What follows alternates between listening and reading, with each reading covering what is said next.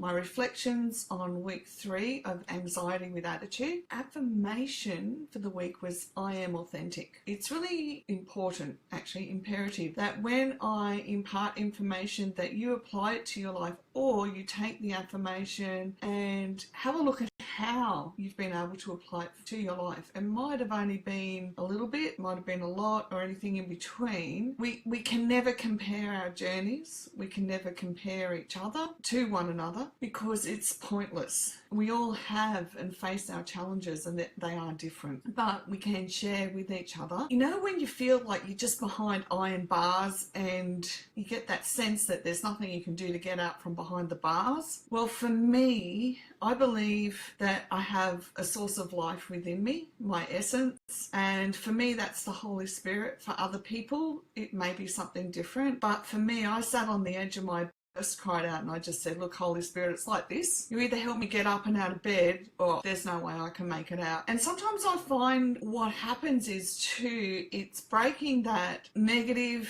energy around our brain down into words which we verbalize and then expel the air. And it actually makes it possible for me to get a load off my chest by saying, this is how I'm feeling, what I'm doing, I need to get out. So anyhow, I got up and went to gym. I personally have to make these choices to do this because I know if I don't, I could be bedridden for months, and I've already done that for 2.5 years, and I really don't want to do it anymore. With the I am authentic, I had come up this real sense of bitterness and hatred. I'm not sure if I spoke about it before. In relation to my first ex-husband, there was never any communication around what I would like. That's just the bottom line. What I would like to do in regards to either the money or our kids or our life or anything. It was just his way or the highway. The reason why the I am authentic was able to help get me in there is because I started to realize that I held my breath too much, especially when I got tired, I get angry. And as I was holding my breath, I thought, what on earth is going on? Anger is just the surface emotion. It might be the primary emotion that we recognize, but anger is just a symptom. It actually isn't the primary emotion. The primary emotion is underneath the anger. So we have to breathe in enough to get into the authenticity of saying, okay, so I'm angry. What was it I was actually feeling before I got angry? I was able to go to, I have what's called a life group that I go to and tell them about, it's like the death, darkness and decrease that we hold on to that holds back our life. And then what happens is I was able to speak that out into my close group, and they gathered around me and prayed for me. And as they did, and they did it for a long time, which is something I'd never experienced before either. And what I could feel in my body of energy all around my spirit is that when I was able to relax enough, I could let that energy in, and then my whole heart center started to, well, first of all, I could feel my whole heart center.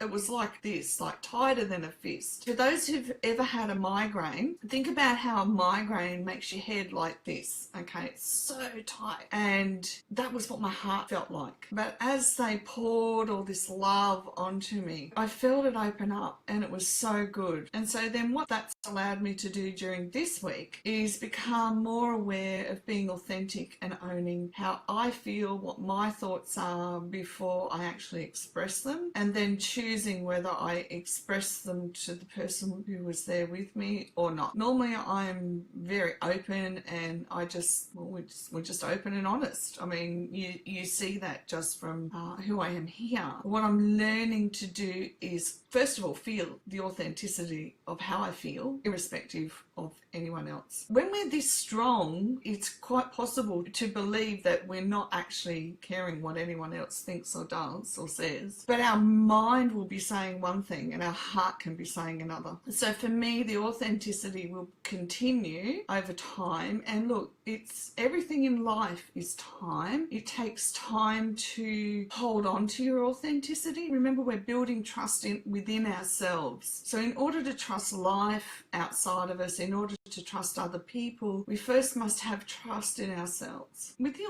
authenticity, you have somebody in your life who's prepared to be gentle with you. We can be the hardest of hard on ourselves, have the highest expectations of ourselves. But when the wounds come up, the soul wounds come up for healing, we need to have somebody who can just sit with us like side by side. And look, I have a friend who's in Germany at the moment, and she was just able to sit and listen with me tonight as I went through another major soul wound that's come up, and say, I'm sorry that you're feeling that pain, and things like that. We don't need people in our lives who want to solve our problems or the challenges that we face. I really hate the word problems because it sounds like it's insurmountable. We always will face challenges that they just vary, but they don't come round again once we've healed them down at a soul level.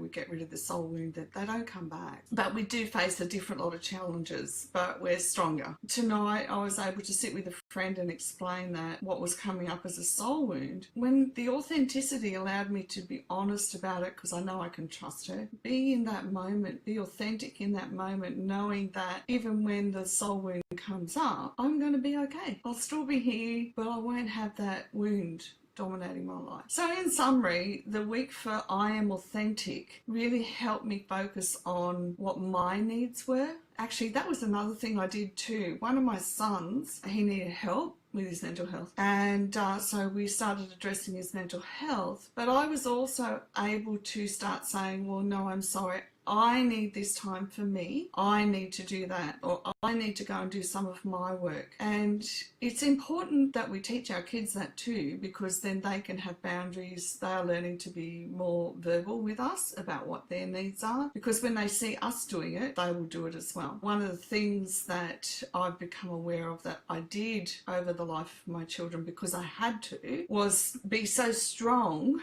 to get them through everything that I didn't remember, and I taught them how to talk about how they feel, but I didn't remember that I needed to talk to, that I needed to let them know that I was struggling, but this is how we go through the struggle. So over the last few years, as a close-knit family, we've been able to do that, be authentic with each other. Even yesterday, myself and my two sons went through a process where one of the sons had done something that wasn't healthy in our family. We addressed it, but what we do as a family is we're able to tell each other the truth. I always raise the kids with the rule that tell me the truth and there's no consequences from me. I can't say no consequences. If they do something at school, there's consequences. But tell me a lie and all hell will break loose. Because I was able to say to the son that had done something inappropriate, tell me the truth and everything will be fine. Tell me a lie and it won't be pretty. He was able to feel safe, to be vulnerable, to be transparent, and we sit down and talk about it amongst ourselves, how we feel. So I recommend that you do that with your kids too. Obviously you can't do it with adult kids unless they want to participate, but certainly as you're raising children, you can do that too. And it's been very, very effective, especially getting through 2 broken marriages. We've all come through it really well because we were able to sit with each other and be honest about how we're feeling, about the struggles that we had, and about how we could work together to get through each period of time. You can have another opinion, another way of thinking, another way of looking at perhaps how you can be authentic for yourself. I'm just going to finish here